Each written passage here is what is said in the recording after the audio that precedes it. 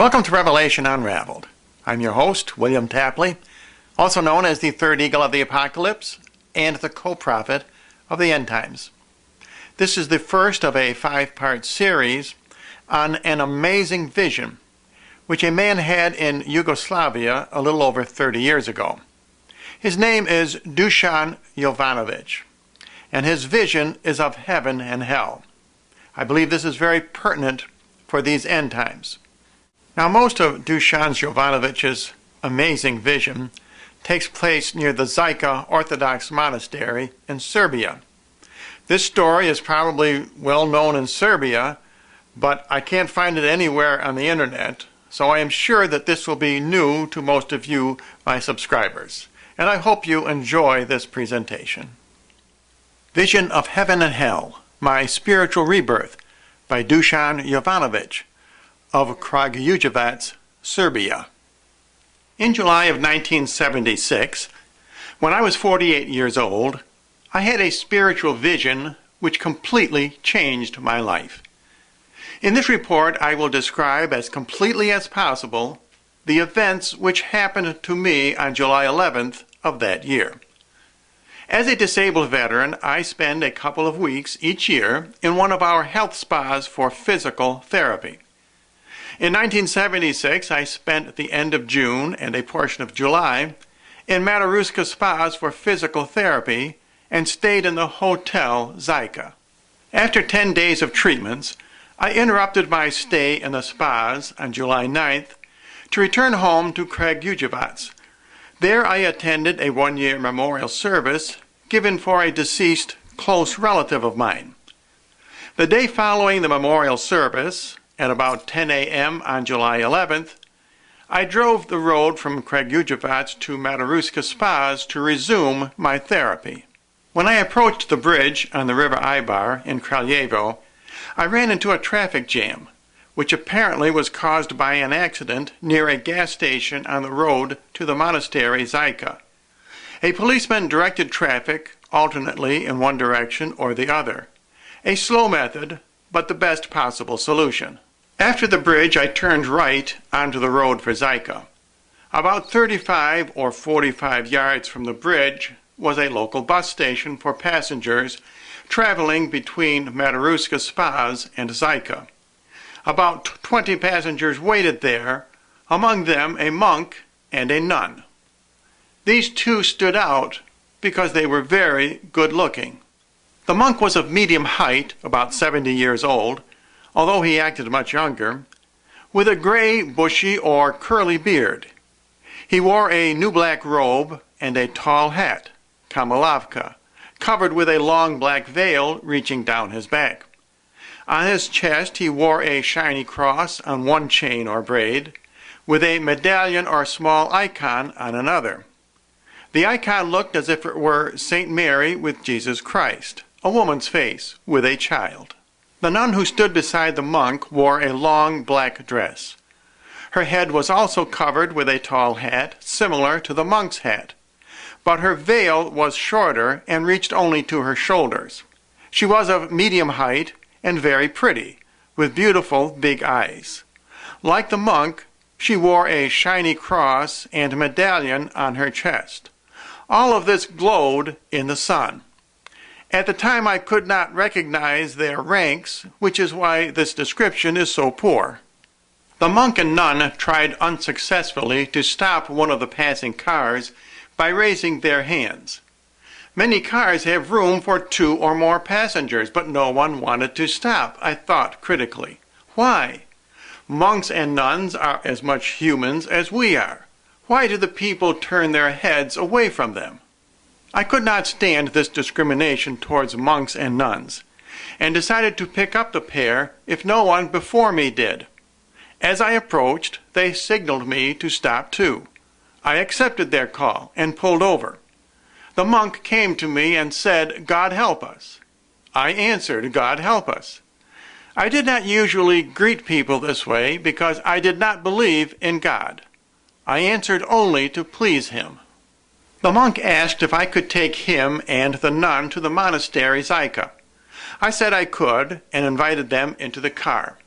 I opened the right door and pushed the front seat forward so one of them could get into the back of the car. Then the nun came and greeted me in the same way. I answered, "God help us," as I had before. She got into the car first and sat on the back seat directly behind me. Then the monk got into the back seat beside her. I suggested that he come to the empty front seat so everyone could have more room. But the monk answered, "It is crowded here, Dushan. Go ahead and drive." After these words, I fell silent. I locked the right-hand door through which they entered the car to prevent the door from accidentally opening. I turned the car toward the road and waited for someone to let me get back into line. While waiting, the monk asked, "Are you coming from Kragujevac where you attended a memorial service?" He asked a question and answered it at the same time. I was very surprised that he knew my name and where I came from. Confused, I did not have time to regain my composure, so I answered, "Yes, I have come from Kragujevac. Yesterday we had a memorial service for a relative of mine." The monk listened to me and said, "You are going to the health spas, but you are not taking the therapeutic baths." "I don't dare take them because the water in the spas is rather warm, and I am afraid that after a bath I would catch a cold and feel more miserable than I felt before I came to the spas," I answered him. As soon as the monk finished talking, the nun asked me, "Dushan, where were you born, in Zakuta?" And thus she too asked me a question and answered it at the same time. Then she continued, "Dushan, everybody in your family is alive and well. Your father, Dmitri, your mother, Darinka, sister Dushanka, and your brother Dragoyjub. They all believe in God, they celebrate the Krishna Slava, but they are a little inconsistent. In anger, they curse God. Your brother Milovan is a very educated man, a highly trained specialist, but at the same time, a great atheist." When she finished, the monk said, "And you, Dushan, believe that God created man. You do not support that scholarly view that man descended from monkey, but you do not pray to God. You have a kind heart, and you are honest. On 3 occasions you could have become rich, but you did not because you did not want to be dishonest. You are kind toward the old and poor. Because of your kindness you stopped, answered our greeting with 'God help us,' and took us into your car. You are lucky you did this. The others who passed us turned their heads and spat on us. They would be better off if they were never born than to have refused us." I did not understand the deeper meaning of these words, but I trembled with fear. Just then a driver signaled for me to get back into line ahead of him, which I did immediately. Soon we passed the site of the accident. Just as I decided to increase my speed to get to Zyka sooner, a truck loaded with bricks and other building materials pulled from a small side road into the traffic ahead of me. This slowed us considerably, since I had to drive cautiously behind him and passing was still difficult. I often checked the traffic behind me to see if anyone wanted to pass me. One time, as I looked into the rearview mirror, I saw an unexpected sight.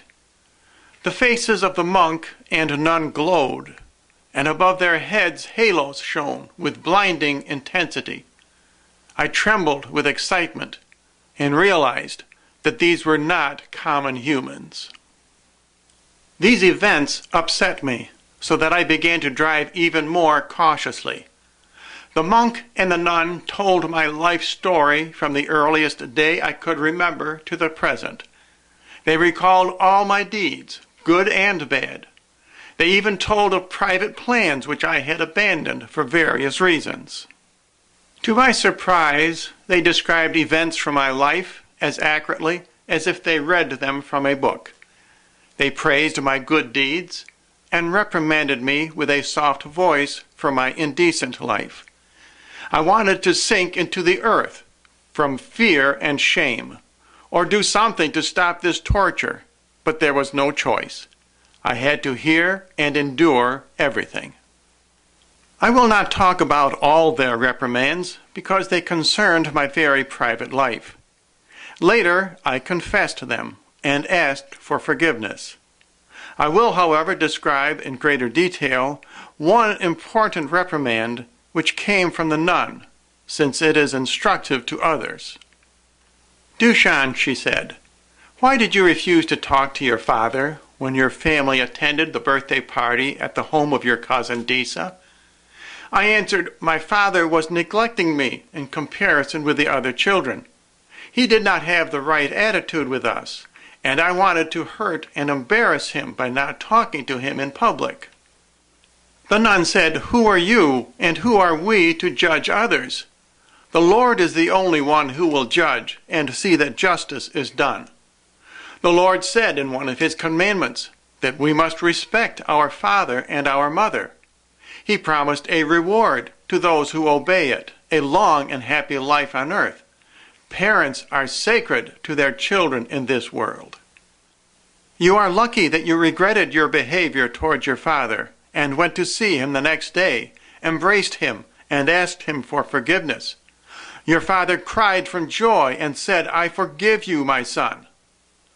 The nun told everything exactly as it happened, and this lesson left me speechless. When we arrived at the bridge near the monastery Zyka, the monk addressed me. "Dushan, for 3 months you must not tell anyone what just happened and what will happen to you today. After that you can tell everything only to your family and friends." I gave him the briefest answer and looked again into the rearview mirror before turning into the monastery's front parking lot. To my surprise, I saw again the halos over their heads. Unnerved, I felt a tremendous urge to get away from these two as soon as possible. In the parking lot were several cars and a large group of tourists who were visiting the monastery and its surroundings. I drove the car almost to the monastery wall and got out to open the door for the monk and the nun. To my surprise, when I looked inside, the car was empty. My eyes searched from the open left door to the right door, which was still locked. I could not believe my eyes. I looked very carefully several more times, but the car was empty. Disbelief, fear, and trembling suddenly shook my body. I was afraid I was losing my mind.